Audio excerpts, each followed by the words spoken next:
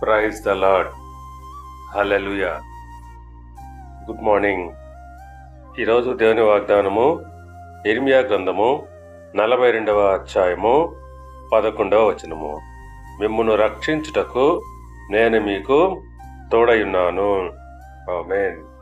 క్రీస్తునందు పిల్లారా, మీరు బబులోను రాజునకు భయపడుచున్నారే, అతనికి భయపడకుడి. అతని చేతిలో నుండి మిమ్మును తప్పించి మిమ్మును రక్షించుటకు నేను మీకు తోడై ఉన్నాను. అతనికి భయపడకుడి అని దేవుడు వాగ్దానము చేస్తున్నాడు.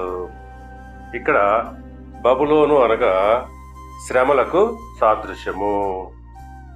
మనకు ఎదురయ్యే మహాశ్రమల్లో నుండి ఆయన మనలను తప్పించి రక్షించుటకు తోడుగా ఉన్నానని వాగ్దానం చేయించున్నాడు. అవును, మనము శ్రమలను చూచి భయపడాల్సిన అవసరం లేదు. ఎందుకంటే అందులో నుంచి ఆయన మనల్ని తప్పించి రక్షించుటకు నేను మీకు తోడై ఉన్నానని అంటున్నాడు.